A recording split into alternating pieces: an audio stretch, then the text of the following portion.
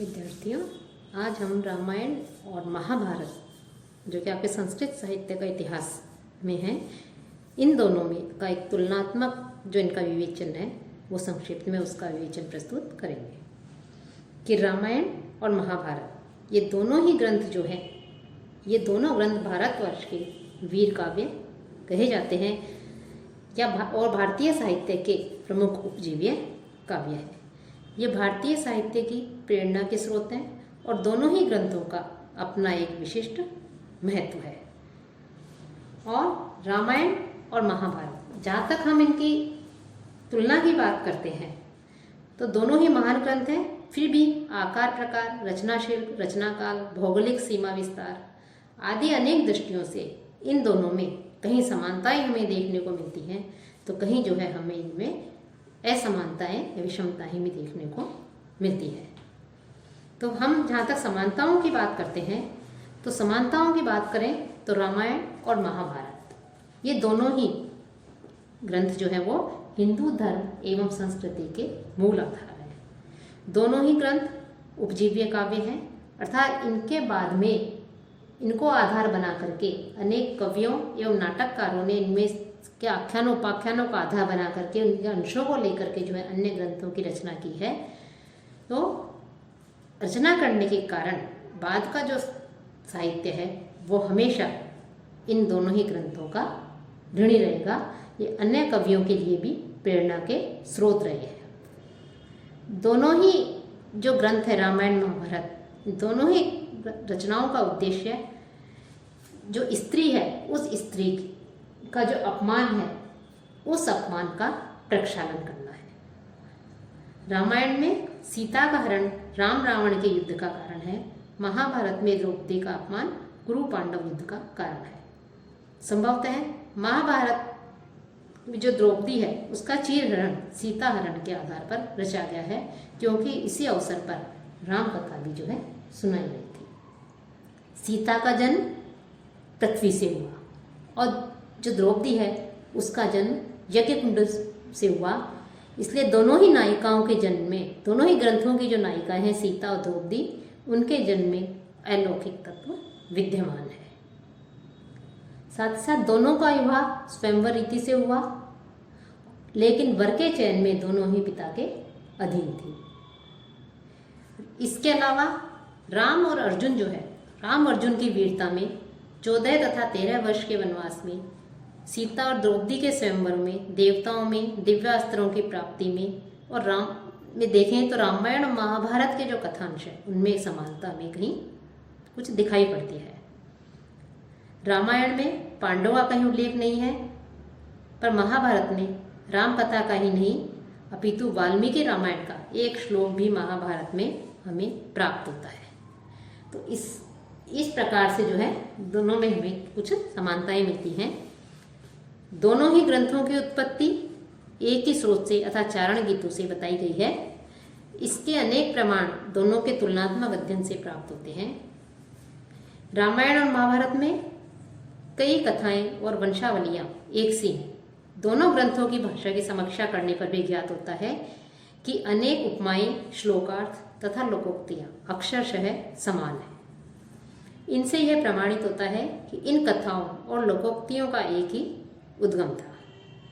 रामायणकालीन सभ्यता महाकालीन सभ्यता की अपेक्षा कहीं अधिक सुसंस्कृत है और इन दोनों में पुरोहितों, शिष्ट पुरुषों, निम्न वर्गों, सेवकों की भी इसमें चर्चा समान एक जैसी की गई है। इसमें अनेक प्रकार की जो है दोनों काव्यों के रचयिता अपने काव्यों के पात्रों के समसामयिक हैं। दोनों ही ग्रंथों का अंत दुख से होता दुखांत है। दोनों में ही नायक संसार एवं जीवन की जो विषमताएं हैं उन विषमताओं को भोग कर पर्याप्त आयु को प्राप्त करके स्वयं ही जो है मृत्यु के लिए तत्पर हो जाते हैं। दोनों ही ग्रंथों में पाप पर पुण्य की, अधर्म पर धर्म की, असत्य पर सत्य की विजय दिखाई गई है। इस प्रकार से अनेक समानताएं मिलती हैं, लेकिन साथ ही साथ कुछ असमानताएं भी हमें इन दोनों ग्रंथों में विद्यमान है। रचना कौशल, उद्देश्य, आकार प्रकार आदि की दृष्टि से, भाषा शैली और पात्र आदि अनेक प्रकार दृष्टियों से हमें कुछ विषमताएं या असमानताएं भी मिलती हैं।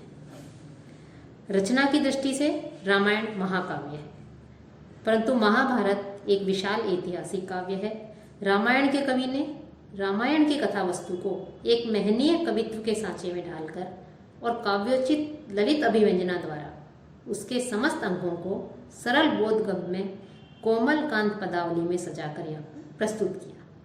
रामायण का केंद्र बिंदु केवल एक ही है और वह है मर्यादा पुरुषोत्तम राम का भव्य चरित्र प्रस्तुत करना, जिसमें कवि पूर्णतः सफल हुआ है। और रामायण का काव्यात्मक चमत्कार भी अत्यधिक दर्शनीय है। रामायण एक संश्लिष्ट योजनात्मक महाकाव्य है तथा उत्तरकालीन काव्यों का उपजीव्य ग्रंथ है, लेकिन महाभारत कतिपय अंशों को छोड़कर काव्य की दृष्टि से कुछ महत्व नहीं रखता। महाभारत में युद्ध वर्णन जो है वो मुख्य रूप से कथा के साथ साथ तत्कालीन राजाओं के इतिवृत्त का विशेष रूप से इसमें वर्णन किया गया है। महाभारत में अनेक अवान्तर कथाएं एवं उपाख्यानों का भी इसमें हमें भरपूर वर्णन मिलता है, जिससे मुख्य कथानक थोड़ा दबा हुआ हमें दिखाई देता है। उद्देश्य की दृष्टि से देखें तो रामायण की रचना का उद्देश्य युद्ध वर्णन न होकर राम का जो चरित्र है उस राम के चरित्र के माध्यम से लोक मर्यादा एवं उत्तम जो आदर्श है, श्रेष्ठ जो आदर्श है, उस आदर्श की स्थापना मात्र है, उस आदर्श को प्रस्तुत करना मात्र है। रामायण एक आदर्शोन्मुख महाकाव्य है, जबकि महाभारत काव्य की दृष्टि से नगण्य है और इतिहास प्रधान काव्य है। महाभारत की रचना यथार्थ घटनात्मक दृष्टि से की गई है। इसका उद्देश्य तत्कालीन जो राजवंश हैं उन राजवंशों का यथार्थ स्वरूप प्रस्तुत करना तथा नीति एवं धर्म विश्वासों की स्थापना करना है। वीरों का शौर्य प्रदर्शित करना और धर्म पर धर्म की और अन्याय पर न्याय की विजय दिखाना है। रामायण के पात्र आदर्शवादी हैं, उसमें नायक का पक्ष हमेशा निर्दोष दिखाया गया है सर्वदा, लेकिन महाभारत में स्थिति भिन्न है। यहाँ दोनों पक्षों में अच्छे एवं बुरे दोनों तरह के व्यक्ति हैं, दोनों तरह के पात्र हैं। रामायण में आदर्श भातृप्रेम का चित्रण है, तो महाभारत का मूल आधार ही भ्रातृद्रोह है, अर्थात भाई आपस में भाई जो है वो एक दूसरे से ईर्ष्या करते हैं। रामायण जहाँ एक महापुरुष के व्यक्तित्व से संबद्ध युद्ध जीवन का चित्र है, वहाँ महाभारत सामूहिक जीवन का विस्तृत आख्यान है, चरित्र चित्रण नहीं। स्वरूप की दृष्टि से देखें, स्वरूपतः रामायण एक कवि की एक काल की कृति है, परंतु महाभारत जैसा कि हम पहले अध्ययन कर चुके हैं, जय भारत और महाभारत नामक 3 स्वरूपों में चल करके अनेक वर्षों का प्रयास है। यह न तो एक लेखनी का फल है, न काल की कृति है। महर्षि वाल्मीकि एक सहृदय कवि हैं, जबकि व्यास एक उच्च कोटि के इतिहासकार हैं और फिर बात साथ ही वो कवि भी है। आकार की दृष्टि से भी महाभारत रामायण से लगभग 4 गुना बड़ा है। सांस्कृतिक दृष्टि से भी दोनों में अत्यधिक अंतर है। जहाँ रामायण का सांस्कृतिक वातावरण आदर्शोन्मुख है, वहाँ महाभारत का यथार्थोन्मुख। रामायण की संस्कृति जहाँ उच्चतम सुसंयत एवं शिष्ट आदर्शमयी परंपरा से अनुप्राणित है, वहाँ महाभारत की संस्कृति विकृत एवं विश्रंखलित है। रामायण का आदर्श है पूज्य जनों में की सेवा, श्रद्धा, अनुराग, सत्यपरायणता, त्याग, दान, दया, वचन परायणता, कर्तव्य निष्ठा, अतिथि सत्कार आदि। लेकिन महाभारत में न तो पूज्य जनों के प्रति अनुराग दिखाई देता है, न अभिवादनशीलता, न शिष्टता और न विनम्र व्यवहार, न त्याग और न उदारता। नहीं शांति है, नहीं सुख है, कुछ अंशों को छोड़कर। रामायण के जीवन का परम लक्ष्य दैनिक व्यवहार की शुद्धता, न्यायप्रियता और धर्मपरायणता है, लेकिन महाभारत में यशोभिप्सा अर्थात यश की अभिलाषा यथा स्वार्थ प्रियता, राज्य लिप्सा तथा शौर्य प्रदर्शन की भावना है। रामायण संस्कृति कालीन जो संस्कृति है उसका प्राण जहाँ धर्म है, वहाँ महाभारत का युग कर्म प्रधान है। रामायण में करुणा और भावुकता, सरलता और संयम का साम्राज्य है। महाभारत में दर्प और औद्योगिक उग्रता और तेज का प्राधान्य है। महाभारत की जो संस्कृति है वो रामायणकालीन संस्कृति के समान समुन्नत एवं सुसंस्कृत जो है वो हमें प्रतीत नहीं होती। भौगोलिक विस्तार भी दोनों ग्रंथों में, दोनों काव्यों में भिन्न भिन्न है। रामायण में जिस भारतवर्ष की चर्चा है उसकी दक्षिणी सीमा विंध्य और दंडक है, पूर्वी सीमा विदेह है और पश्चिम सीमा सौराष्ट्र है। लेकिन महाभारत के समय आर्यावर्त का विशेष विस्तार दिखाई देता है। साथ ही दोनों ग्रंथों में भाषा शैली संबंधी असमानता भी दिखाई देती है। जहाँ रामायण में भाव, भाषा और रचना शैली की एक रूपता प्राय समग्र ग्रंथ में देखने को मिलती थी है, वहीं दूसरी ओर महाभारत के जो भिन्न भिन्न भाग हैं उन भागों में भाषा और रचना शैली का भेद भी स्पष्ट रूप से लक्षित होता है। रामायण में एकमात्र लौकिक छंदों का प्रयोग हुआ है, जबकि महाभारत में अनेक स्थलों पर हमें वैदिक छंद भी प्राप्त होते हैं। रामायण में नायक एक है और उसमें आद्यंत राम के चरित्र का ही प्राधान्य है, किंतु महाभारत में अनेक नायक हैं और मुख्यता की दृष्टि से समान है। रामायण के समान महाभारत एक व्यक्ति की गुणगाथा नहीं है। रामायण के पात्र आदर्श हैं, उसमें नायक का पक्ष सर्वथा निर्दोष और प्रतिनायक का सदोष चित्रित किया गया है। लेकिन महाभारत की कथा ऐसी नहीं है। कौरव एवं पांडव दोनों ही पक्षों में कुछ अच्छे लोग भी हैं तो कुछ बुरे पात्र भी उसमें वर्णन किया गया है। और संस्कृति भी दोनों में हमें जो है भिन्न भिन्न दिखाई देती है, जैसा कि हम बता चुके हैं।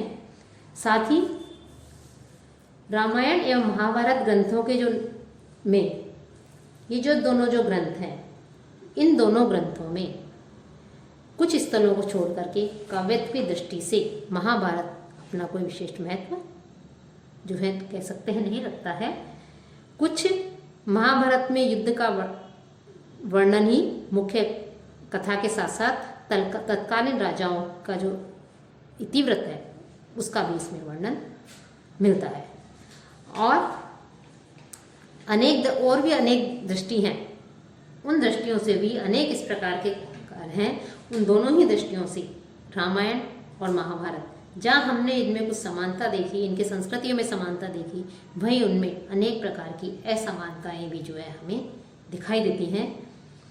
ये दोनों ही, लेकिन हम निष्कर्ष रूप से कह सकते हैं कि ये दोनों ही रामायण और महाभारत दोनों वीर काव्य हैं, उपजीव्य काव्य होते हुए भी एक दूसरे के समीपस्थ भी हैं एवं दोनों ही ग्रंथ जो है वो दूरस्थ भी हैं। दोनों ही ग्रंथों की उत्पत्ति एक ही स्रोत से अर्थात चारण गीत भाट जो है गीतों से, जो गीत गाते थे उन गीतों से बताई गई है और इसके अनेक प्रमाण दोनों के तुलनात्मक अध्ययन से हमें प्राप्त होते हैं। और इन दोनों ही ग्रंथों में अनेक कथाएं और वंशावलियाँ का जो है इसमें वर्णन किया गया है। तो इस प्रकार से रचना कौशल, उद्देश्य, आकार, प्रकार, काव्य, अनेक संस्कृति, पात्र, भौगोलिक दृष्टि आदि अनेक दृष्टियों से कुछ समानताएं हमें देखने को मिलती हैं, तो कुछ विषमताएं भी हमें रामायण और महाभारत इन दोनों ग्रंथों में हमें मिलती है। लेकिन फिर भी हम यही कह सकते हैं कि दोनों ही ग्रंथ हमारी भारतीय संस्कृति के प्रेरणा स्रोत हैं, भारतीय साहित्य के प्रेरणा स्रोत हैं और दोनों ही ग्रंथ अपना एक विशिष्ट महत्वपूर्ण स्थान रखते हैं।